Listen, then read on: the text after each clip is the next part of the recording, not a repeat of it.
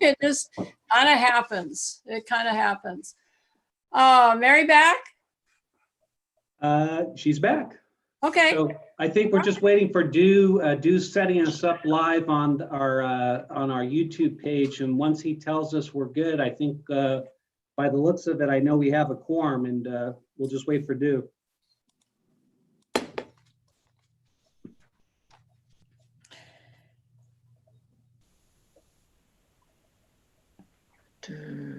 Where is that?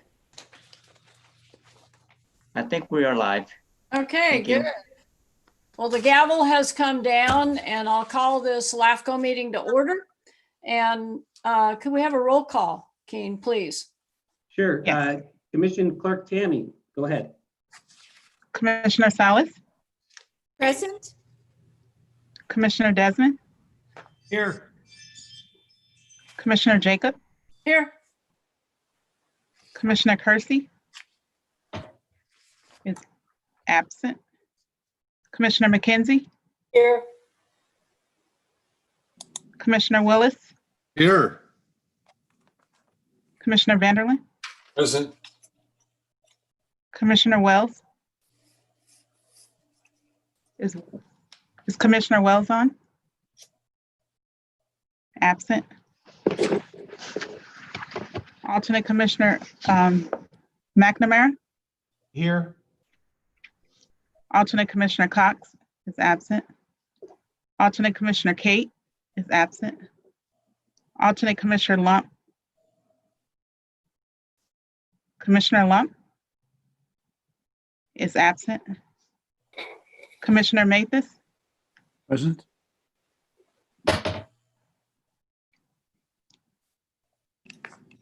we have by the orders, per orders by the governor, we have a virtual quorum. And Chair, if I could just add, so it looks like with Commissioner Wells being out, Commissioner McNamara will be voting as the alternate city member. And I did see for a moment on the screen, Commissioner Kersey. Commissioner Kersey, are you with us? Commissioner Kersey, are you with us? He's signing on now. Looks like I was on before, but my internet was giving me some problems, so I'm here now. Very good. So we do have our City of San Diego representative. Thank you so much. Thank you. Barry, would you do us the honor of leading us in the Pledge of Allegiance this morning? Be please? glad to. Be glad to.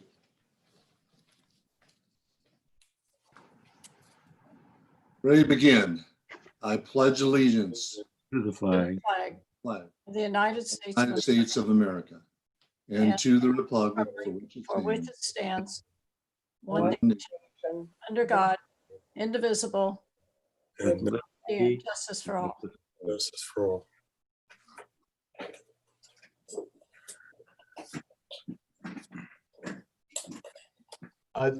Thank you. Keen, any revisions to the agenda?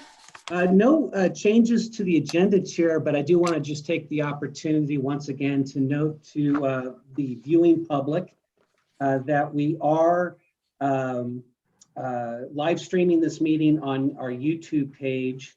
And there are instructions for those members of the public who are interested in participating in today's meeting, and they can do that by sending an email comment directly to Erica, and her email address again is provided on the agenda cover. There's a bit of a delay, about 3 to 5 seconds from our proceedings and the showing on the YouTube. So we'll pause a little bit after each item to check in with Erica. And while I don't have any changes on the agenda, I did see Commissioner McNamara's hand up in the air. Yes, Commissioner McNamara. Thank you, Chair. I have a hard stop at 10:15 this morning, so that if you need me for a vote, I would request that we change the agenda to get the voting up front, but if you don't need me, then fine.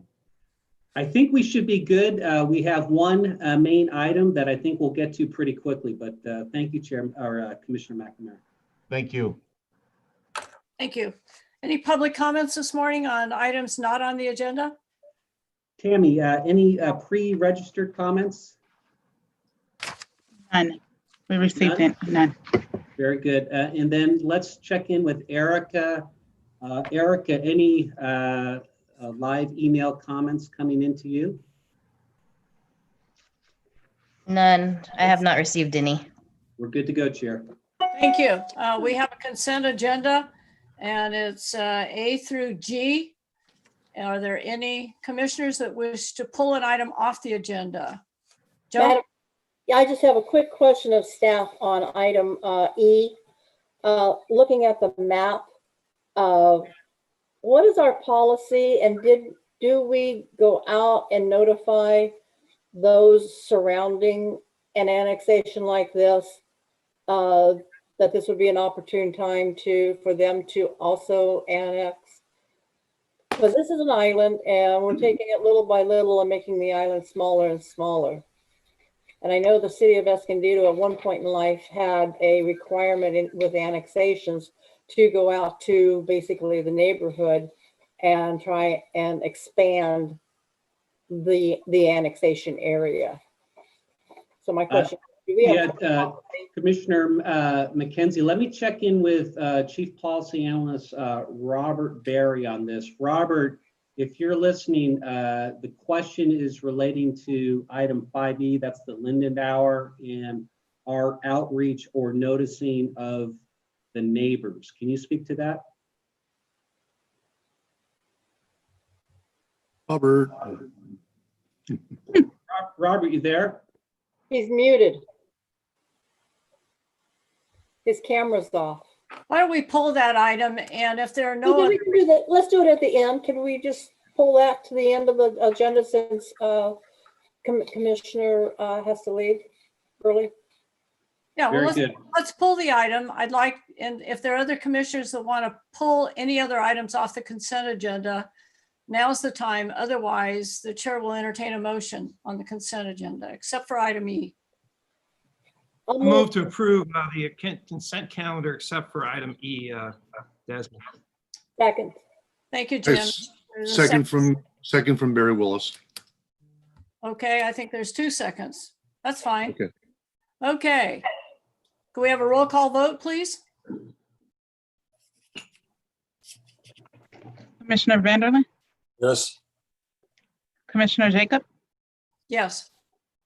Commissioner Kersey, Yes. Commissioner McKenzie, Yes. Commissioner Willis, Aye. Commissioner Salas, Yes. Commissioner Desmond, Yes.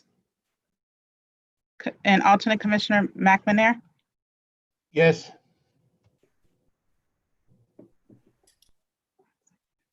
Eight in favor, 0 opposed. We have 1 absent. The motion passes.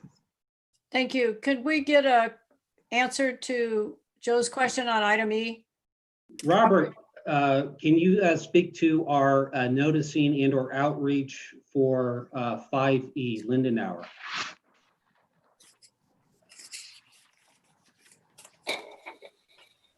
Seems like he's muted still. We may be having some technical issues on Robert's end. I think I'm back. How, can you guys There he hear me? is. Yeah, we can hear you.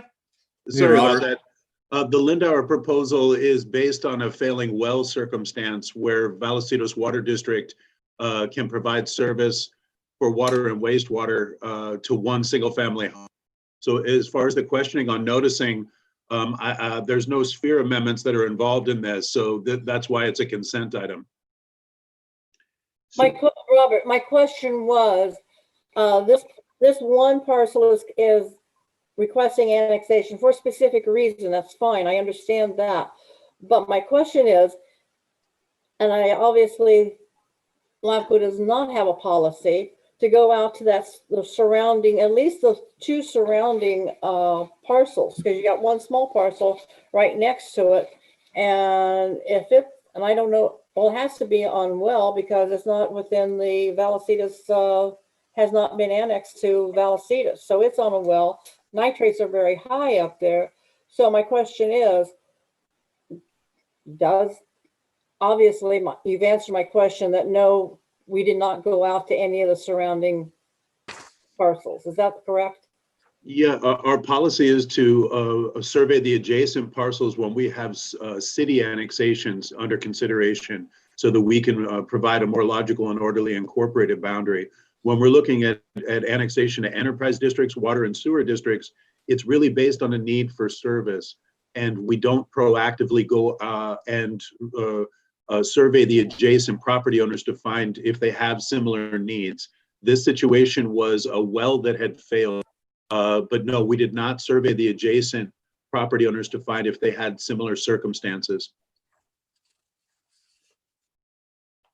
I think it would be appropriate, especially in this area between Vallecito and this irrigation district, to at least do the adjacent parcels, because there's a lot of islands of Vista irrigation district within the Vallecito.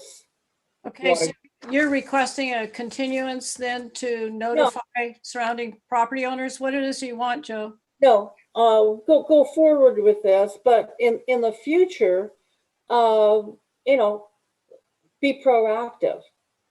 Let them know those on wells will tend to, or failing septic systems will tend to push the envelope until it becomes a crisis. They may be having issues now that they're just kind of putting off, or not. I'm just looking at logical annexations. Okay, so you're talking about going ahead with the recommendation on item E today, but in the future advising staff to notify surrounding property owners in a situation like this? Well, we need a policy, and that's something for staff to ferret out and bring back. Okay. But at this time, I will move to approve item 5E. Okay. Second. And there's a second by Barry. Let's have a roll call vote, please. Commissioner Desmond, Aye. Commissioner Wells, I'm sorry, is absent. Commissioner Salas, Aye. Commissioner Willis, Aye. Commissioner McKenzie, Aye. Commissioner Kersey, Aye. Commissioner Jacob, Aye. Commissioner Vanderlin, Yes. and alternate Commissioner McNamara. Aye. 8 in favor, 0 opposed, 1 is absent. The motion passes. Thank you. We'll move on to item 6, which is a public hearing item. It's the proposed Valley Center Community Service District reorganization. Let's first have a staff report. And do we have speakers on this item, King? I know, yes, we do. We do have some speakers as part of a notice public hearing. And I'll start this item off, Chair and Commission, before I hand off the formal presentation to Lyndon Heckenkamp. Now, what I wanted to do, it actually was triggered by a conversation we were having a little bit before the meeting started with some of the commissioners, is just pause for a second and take note that this item before you, 6A, is part of a rather remarkable streak at San Diego LAFCO, in that once again, you're being asked to consider, among other things, the creation of a brand new governmental agency here in San Diego County. In fact, this is now the third such request in the last 3 meetings, and that I think is remarkable for many reasons. One is this commission hadn't considered the creation of a new governmental agency since 1994, let alone 3 in a row. So 2020 is certainly going to be unique for, among other reasons, this flurry of proposal activities when it comes to changing the footprint of governmental boundaries. Now, this item before you is about restructuring and reorganizing park and recreation services in the Valley Center area. It's a proposal that comes to you by way of 2 joint applicants, County of San Diego and Valley Center Community Services District. I want to point out that Linda has done a good job in coordinating what is a complex item that, when you look at it on the agenda report, appropriately seems simple enough. But I assure you, there's been a lot of coordination in getting this item to you. I want to also extend my appreciation that when we bring items to you like this commission, sometimes there's edges that need to be smoothed, and I want to give our thanks to Supervisor Desmond's office, and in particular, Ben Mills, for helping coordinate all the parties together to get this item to you.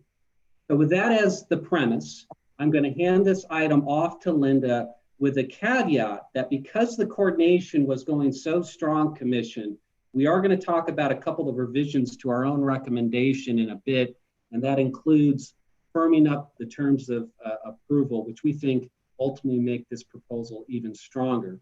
So with that as, again, some context, Linda, I will hand this item off to you. Thank you, Keen. And can we pull up the presentation, please? Just 1 second. Great, thank you. So again, before you is the proposed Valley Center, and let's make it full screen. How about that? Valley Center Community Services District reorganization. Full title includes the concurrent dissolution of Valley Center CSD and the formation of County Service Area number 138 as the successor agency. And we're going to try something new today. So if you can pull up the visuals as well, that'd be great. We're going to start off with a bit of background information as well as the aerial shot to really show you the boundary that we're speaking of. So as zooms in on the district layer on Google, a little bit of background information is that the CSD was created originally in 1966 to serve one lone municipal service, which is park and recreation for the unincorporated community of Valley Center. As you can see here, here's the district outline and sphere, and a few of the park facilities you can see highlighted on the map. And I think that's a pretty good picture. We can move on to slide 3. So Valley Center has largely been made up of agricultural and rural uses with a transition to low to moderate residential uses in the last decade or more. This really dives into the merit of the proposal. As you can see here, another just snapshot of the district boundary and sphere. It's made up of over 42,000 acres, over 34,000 parcels, almost 20,000 residents and growing. And so we are kind of getting into the meat of the expanding needs. And we are good to go to the next slide. So again, what are the agencies asking to do? The CSD board has asked to dissolve the district contingent upon the formation of a new CSA under the authority and operations of the County of San Diego's Park and Rec Department to deliver these enhanced park and rec services. In this joint application, the County Board of Supervisors has also requested to form specifically CSA number 138 as the successor agency, along with transferring all existing property taxes to the new CSA and establishing a sphere of influence similar to the one we just saw. And next slide. So the expanding needs of the community is really evident in the CSD's request to reorganize the park and rec service and have CSA number 138 as the successor agency to draw upon the county's expanded resources and economies of scale. This application also follows a very lengthy discussion we've had throughout the recently completed municipal service review on the Valley Center region. Our discussions really brought up the CSD board's concerns about limited and thinning resources, as well as major repairs and replacements they were not able to meet, and the low ratio of parkland to the growing resident population. Next slide, Jo. Okay, so the plans of service is really talking about kind of the technical aspects of what the county is offering with CSA number 138. Once the effective date takes into place, the county Park and Rec Department will be making major replacements and repairs to all 5 parks and bringing the parks to ADA compliance. $500,000 have been dedicated in the initial year, along with $4 million in general funds to improve the Park and Rec service over the next 3 years. And we'll go to slide 7. The exhaustive list of the terms and conditions are found in the updated resolution online, and that was sent to you in the email, but I'm just going to highlight a few that really pertain to ensuring the local voice is heard throughout this whole process and moving forward. So that would have to include establishing a 5-member advisory board, that is made up of the initial CSD board, or reaching out to community members if they do not wish to sit on the board, and honoring existing leases and users agreements, and adding Star Valley Park, 40-acre park who's been a little bit vacant except for some of the equestrian uses that will be added to the community capital park improvement plan and develop a master plan. And let's go to the last slide. Recommendations. So obviously the staff is recommending alternative 1 to approve the reorganization as submitted.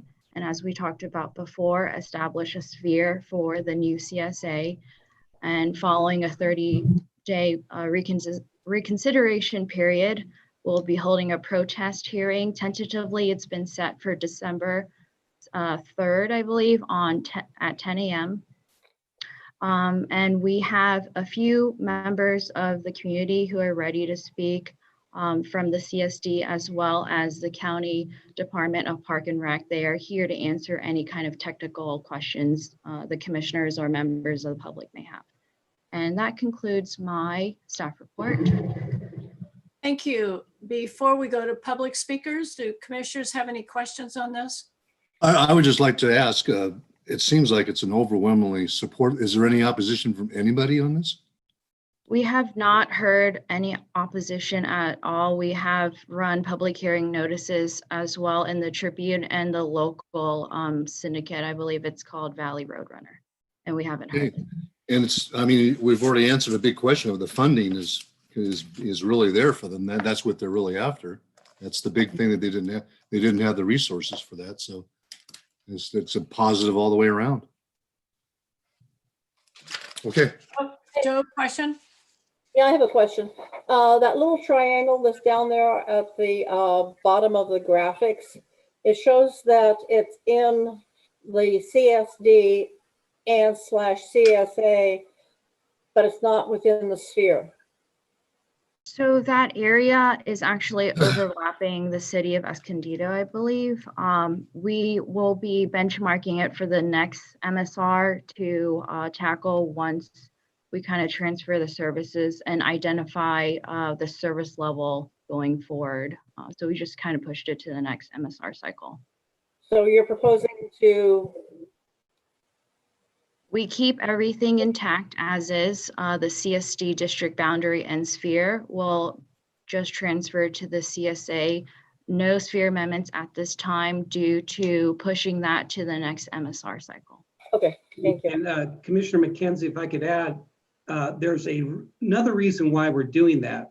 Specifically, the reason why we're doing a like for like, where we're just taking the existing CSD boundary and converting it into a CSA, even though you're pointing out kind of an anomaly that suggests maybe we should do an amendment.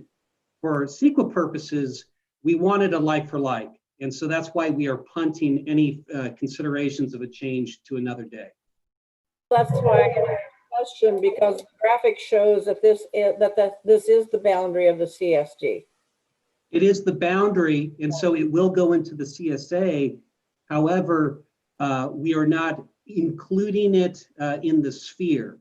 And that's the CEQA component that we are addressing. As a like for like, we're not introducing any new impacts. Okay. Thank you. Any other questions before we go to public speakers? Answered the question. Okay, let's go to the public speakers. Madam Chair, I have Brian Albright, Dave Knott, Jake Enriquez, Lavon Norwood, and Bill Truck.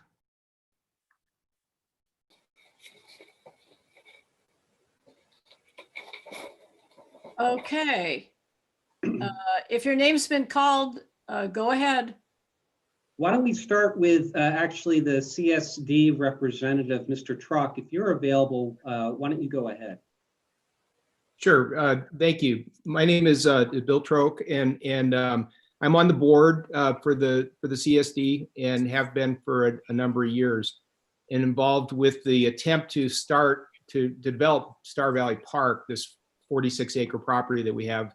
And what we discovered is as has already been pointed out, we just have absolutely no financial path forward. And with the anti-tax political climate that we live in, it just seemed like the right thing to do. And it was asked if there was any organized opposition or even rumors of opposition in our community.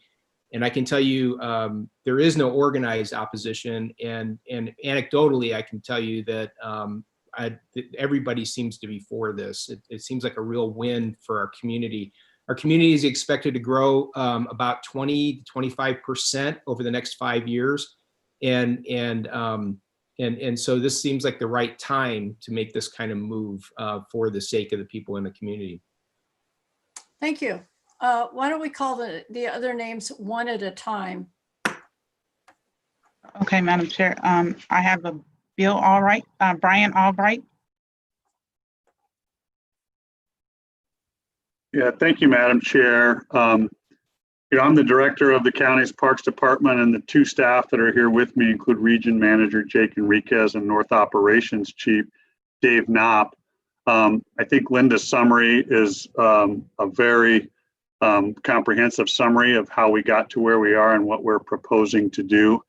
We see this as a great way to add Valley Center to the county parks network and to create a new special district similar to many others that we already manage. The three of us really have nothing to add, but wanted to be present here to answer any specific questions that you may have. Thank you. Thank you. I would just note, thank you, Brian. Brian does a phenomenal job as our director at the County of Parks and Recreation. I think if we go forward with this, which it sounds like it, I think Valley Center people will be very happy with the results. Next speaker. I have a Lavon Norwood.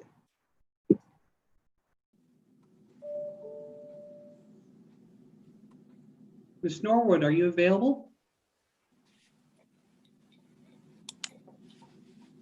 She must have been so impressed with the presentation, Chair. I think she's good. Well, maybe she'll come on later. We'll give her another chance. Let's go to the next one. That's the end of the registered speakers, Madam Chair. That is it. That's it. Well, let me now check in. Erica, do we have any live email comments from the public? No live email comments for item 6A. Very good. And Chair, in putting this back onto the virtual dais, I did want to note Brian was nice enough with his team to provide us a letter in support of our terms of conditions. That was one of the supplements that was transmitted to the commission. It's posted on the website and is part of the record. So it certainly validates that all three parties, Valley Center, CSD, County, and LAFCO, at least staff at this point, are all on the same page. So I will turn this back to you, Chair. Keith, did you say that you had some revisions to your recommendation? Well, yes, in the sense that the terms of approval that we had initially sent out on October 22nd have been redefined or further refined, if I should say, to be more specific in certain areas. The content hasn't changed, just to be more specific.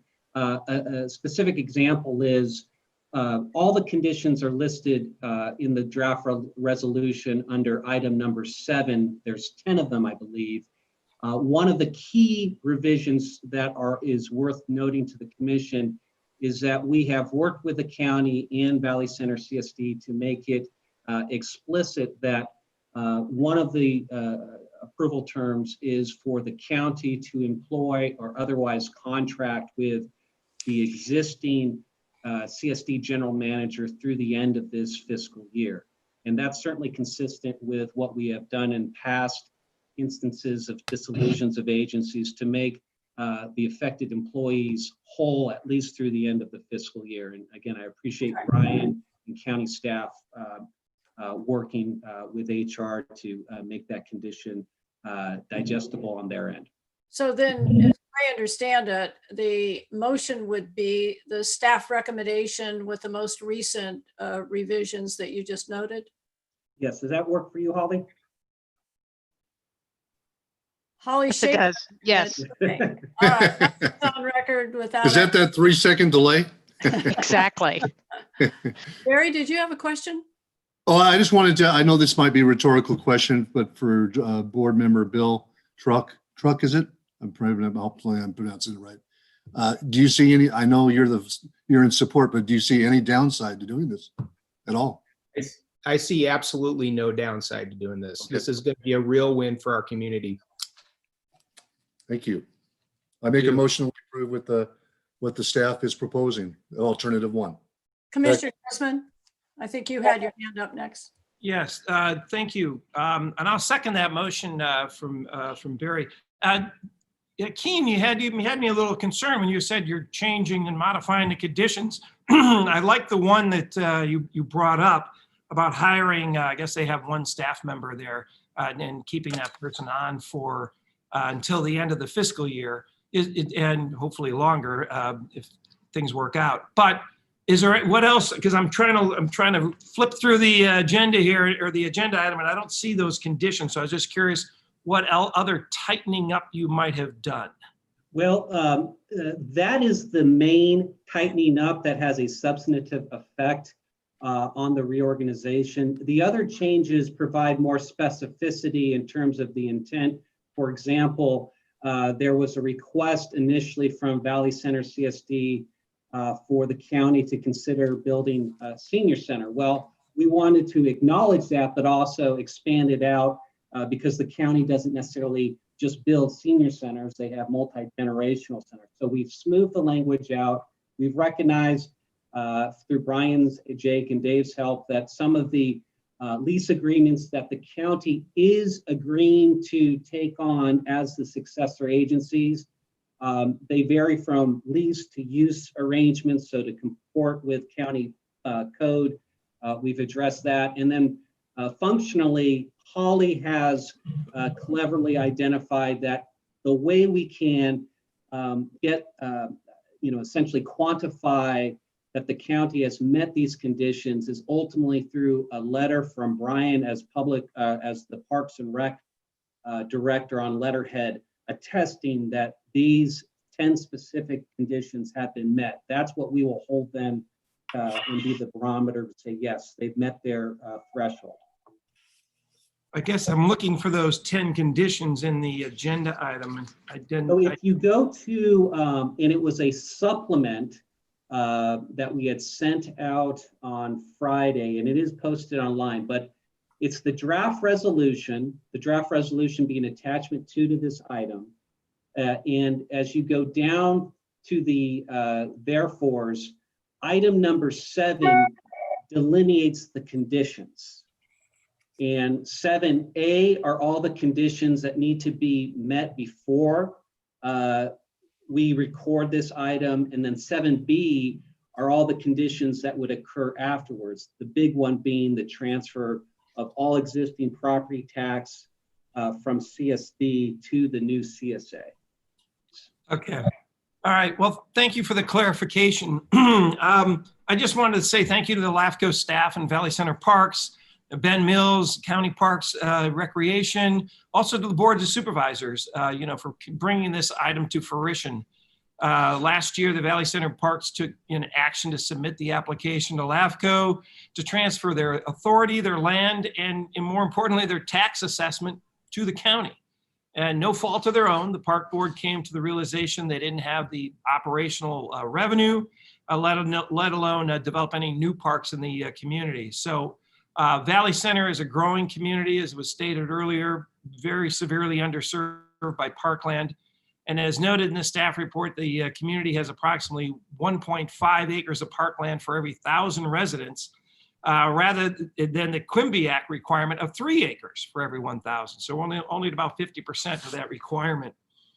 The County Board of Supervisors, as mentioned earlier, provided the dollars, $4 million, $4.4 million to get their parks upgraded and to the county requirements. So I just want to say thank you to everyone for bringing this forward, for the initiative taken by the Valley Center Parks Board for bringing this forward, and for everybody pulling together and making a good thing happen. So I really appreciate the effort, and reaffirm my seconding of the motion.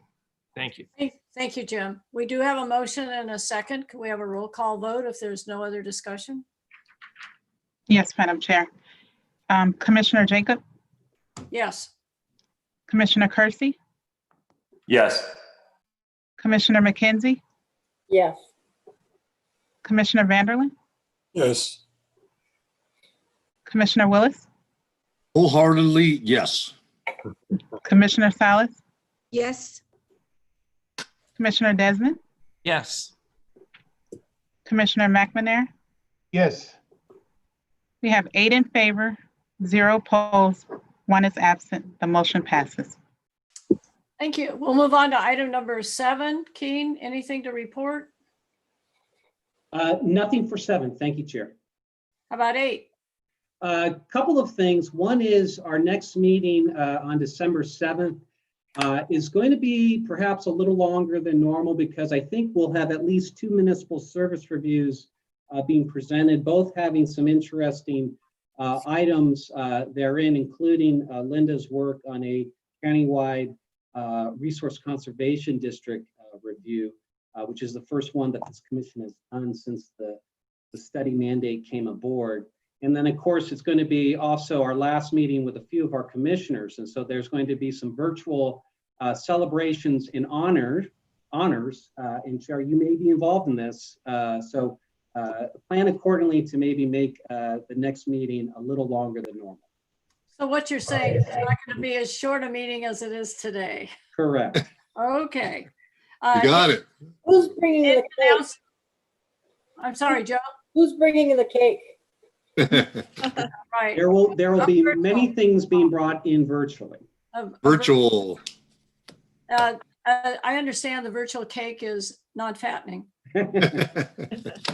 Item number 9, any announcements from commissioners? Madam Chair, I have a couple relevant to Cal LAFCO, and that I thought the board would be interested in is that on December 2nd, Cal LAFCO is going to have a virtual regional roundtable. And as you know, we're in the southern region, which includes Imperial, San Diego County, Orange County, LA, San Bernardino, and Riverside. So that group will have their own meeting at that time. And that's one of them. So you may want to go on, it's callafco.org. They have all of this information on there and how to get on. It'll be a Zoom meeting.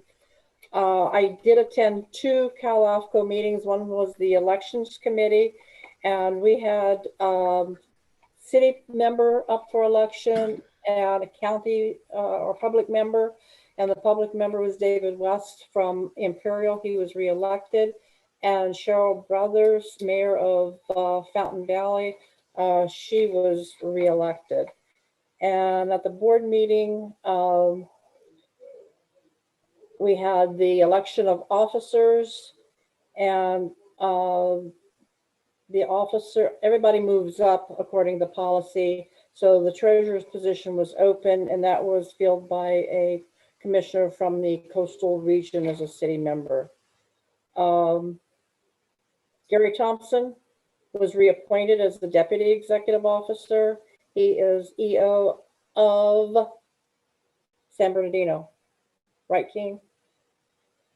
So he took Keen's place when Keen resigned last year, so he was reappointed to that position. I'm sorry, Joe, what is the meeting on December 2nd? What's it for? It's called a virtual Southern Region meeting. And Okay. meeting of those commissioners and EOs from those 6 counties down here in the South. And then there's also other webinars that are going to be coming up, virtual webinars with various topics. So I suggest if you're in the least bit interested, at least go online and see the times and whether or not you're interested in those specific topics. Thank you for bringing it up. Yeah. The other thing is and I think I mentioned this last time, Cal LAFCO has reconstituted their dues committee. So they're going to be relooking at the dues structure, and the only ones who can get online and listen to those are the EOs. They have blocked, for some reason, the board of directors from sitting in or listening to any of those conversations. And I think Keen was on the first one, and I have no idea when the second one is, and he may want to add something to that or relevant to that meeting. I'll just add 2 things. One is congratulations to Commissioner McKenzie for being appointed once again to the Ledge Committee of Cal LAFCO. That certainly helps us understand what's going on legislatively in the world of LAFCO and our related agencies. And then separately, on the due fees, Cal LAFCO, in its lack of infinite wisdom, has decided to open up a Band-Aid once again and try to get more money out of the larger LAFCOs. It is perplexing. It's nonsensical. And one of the reasons why I didn't want to participate last year anymore as the deputy EO. So if it comes back to you, we may have a provocative recommendation for the commission to consider about our standing in Cal LAFCO. Thank you, Keith. And thank you, Joe, for bringing us up to date on what's going on with Cal LAFCO. Well, I think it's important to kind of know what the state organization is doing. Yeah. And I do have one other comment just for informational, and this did not come up as a subject for Cal LAFCO, but with the Association of California Water Agencies, their legislative committee is going to be looking at a bill relevant to teleconferencing, because as you know, the governor's executive order will expire at some point in time, and there's a number of provisions in there that are good, and they're looking at them being able to, this is all wrapped up in the Brown Act, is to bring certain sections of the Brown Act up to 2021, and basically allowing these types of meetings. And the one comment that was brought up, and it was interesting that Keenan mentioned it, is the ability of the public to be able to ask questions and to communicate as the meeting is going on, relevant than only being able to communicate through emails. And there are some meetings, district meetings that I've been on, where the only available comment from the public is through an email. So that's one of the issues that they're going to be looking at. But this is something that's going to be forthcoming probably in the next several months. So I'll kind of keep you updated on that. Thank you. Yeah, that's gonna, any revisions to the Brown Act is going to be important to anyone that serves on a Brown Act committee, not just LAFCO. So any other comments, announcements by commissioners, agenda item requests? Just real quick, Madam Chair. Jim? Yeah, I just kind of want to reinforce what Joe had brought up earlier concerning the noticing, if that could come back as an agenda item. I'm not sure if that's what you wanted, Joe, but I thought that was for staff to come back with that plan for notifications, expanding the notifications to potentially those other properties and bring that back. I don't know if you wanted that an agenda item or not, but I would like to make that suggestion. That'll work for me. Got it. Thanks. Okay. Mary? I just wanted to say just briefly, this is not about anything future or anything, but I think it was really cool that we were part of this Valley Center Community Service District reorganization. That is a really cool thing to be a part of, to see that come together. I just wanted to make that comment. Thank you, Barry. Mary, did you have your hand up? Are you talking to me? Yes. Did you have your hand up? Oh, no, I did not. Okay. Okay. Anybody else? All right. Do we need a closed session? Holly? Yes, we do. Okay. So we have to click out of this meeting, click into closed session, or do we just stay on? What say you? Once you guys are ready to be done with this meeting, all the commissioners can just stay on. I will put the people that won't be in the closed session in the waiting room. So we can have just maybe a 3 or 4 minute recess while I do that when you're ready. Okay. One thing due on that is that we will need them to come back in, or you to open it back up so we can report out. I don't want to adjourn from within the closed session. We've got to come out so I can report or not, as may be the case. Got it, Holly. Okay. So with that, this will end the public portion of our meeting. We'll take a 5-minute break, and that will give the technicians a chance to, I shouldn't say get rid of the people that shouldn't be in closed session, but basically that's what we're doing. And then we'll go into closed session. So you get a 5-minute break. Sure. Well, hold on. If I could, Chair, have you just read that we're going into closed session under initiation of litigation. Actually, I can do it. We're going to adjourn into closed session under initiation of litigation pursuant to Government Code Section 54956.9 subdivision D4 for one potential case. Thank you, Holly. And now we will have a 5-minute break before we resume into closed session. Okay, thank you. So I don't think there's any decent coffee. Holly, are you